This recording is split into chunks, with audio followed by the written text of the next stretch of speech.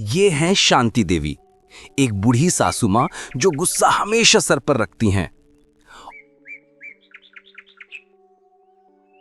और ये हैं उनकी बहू पूनम, सीधी, शरीफ और हर रोज सास का गुस्सा चुपचाप सहने वाली। पूनम सुबह सुबह घर साफ कर रही थी, झाड़ू चल रही थी। शांति देवी के भारी कदम की आवाज गुनगुनाए और उनके कदमों की आहट का मतलब था घर में अब शांति नहीं। पूनम, सुबह सुबह फैन क्यों चला रखा है? बिजली पेड़ों पे उगती है क्या? बंद करो तुरंत। माँ जी, गर्मी थी तो बस। चुप, जवाब मत देना। काम करना है तो पसीना बहा के करो, रानी बनने मत बैठ जाना। पूनम चुपचाप फैन बंद करती है। फिर एक दिन पूनम रोटी बना रही होती है। अरे, ये रोटी तो थोड़ी सी जल गई। अब माँ जी मुझे गुस्सा करेंगी।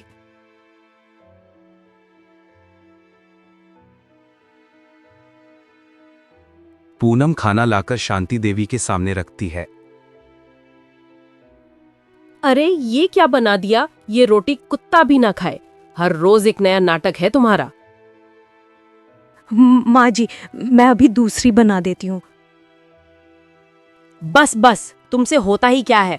पता नहीं मेरा बेटा तुमसे शादी करके क्या सोच रहा था। पूनम थोड़ी देर के लिए सोफा पर बैठती है, पैर दर्द कर रहे होते हैं। तभी छोटा बेटा आता है।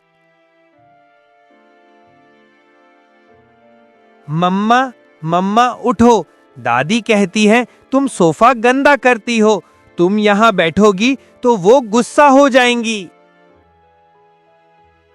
बहू की आंखों में हल्का आंसू, पर वो मुस्कुराने का नाटक करती है।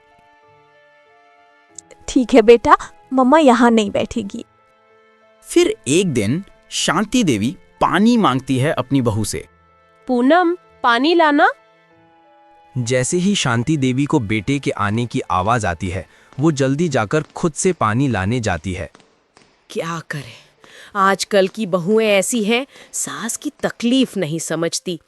हम तो हमारी सास को एक ही आवाज में पानी लाते थे, सारे काम करते थे। जैसे ही रवि आता है, उसको देखकर शांति देवी कहती है,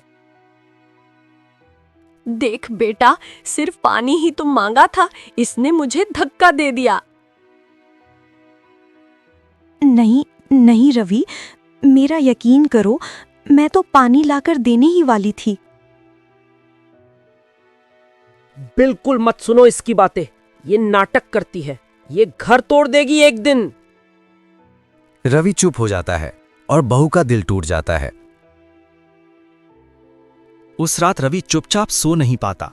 उसके दिल में शक होता है कि शायद मां सही हो या शायद पूनम। वो अगले दिन ऑफिस से जल्द ही आ जाता है और उसकी मां पूछने पर कहता है,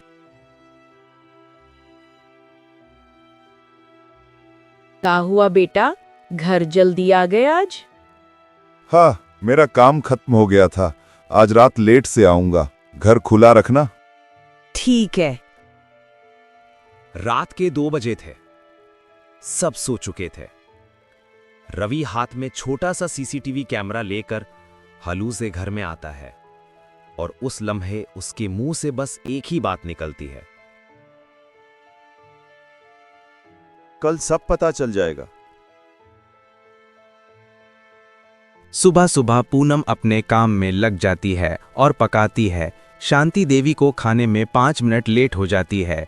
वो कहती है, ओह, अब मुझे भूखा ही मरोगे।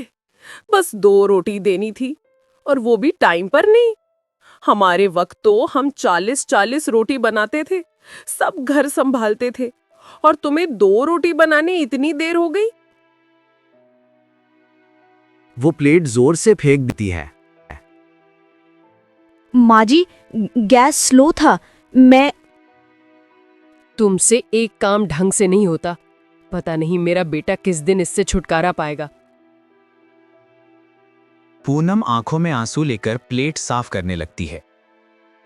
आजकल की बहुओं को काम से ज्यादा मुंह चलाना आता है। चुप बिल्कुल। तुमको सुनाने के लिए मैं पैदा नहीं हुई। काम करो चुपचाप। हमने जिंदगी में सब झेला, अब तुम लोगों की बारी है। रवि चुपचाप लैपटॉप खोलता है। उसके हाथ थोड़े कांप रहे थे, दिल तेज धड़क रहा था। चलो देखते हैं क्या सच है क्या झूठ। रवि का चेहरा उदास हो जाता है और वो शॉक हो जाता है। आंसू आंखों में आते हैं। सबके लिए ये सब पूनम सह रही है और मैंने कभी देखा ही नहीं। रवि हॉल में जाता है, शांति देवी के सामने खड़ा हो जाता है। माँ, आज मुझे सब कुछ दिखा। पूनम पर तुम्हारा जुल्म, ताने, गाली, प्लेट फेंकना सब रिकॉर्ड है। और तुम खुद कहते हो हमारे जमाने में ये होता था, लेकिन अब हमारे घर की बहू कैसे झेलेगी, सोचा? शांति देवी कुछ नहीं बोलती, सिर्फ घबरा के पड़ी होती है। रवि लैपटॉप दिखाकर कैमरा रिकॉर्डिंग्स प्ले करता है। शांति देवी आंखें बंद कर लेती है, रोती है और बोलती है, रवि, मैंने बस अपनी बुढ़ापे का गुस्सा निकाल दिया। कभी सोचा नहीं था कि पूनम को इतना दर्द होगा। हमारी जमाने ने झेला, इसलिए सोचा कि इन्हें भी झेलना होगा। पर ये नहीं सोचा कि सुबह से रात तक ये मेरा कितना ख्याल रखती है। मैं इसी की वजह से सुकून में हूँ। जरूरी नहीं जो मैंने झेला वो ये भी झेले। पर अब देखा, मैंने गलत किया। कोई बात नहीं माँ जी, गलती सबसे होती है। घर तब बनता है जब सब मिलकर प्यार और इज्जत से जीते हैं। Story teller. इस कहानी से ये सीख मिलती है कि जुल्म करने वाला खुद गिरता है और सब्र करने वाले को एक दिन सच का इनाम मिलता है।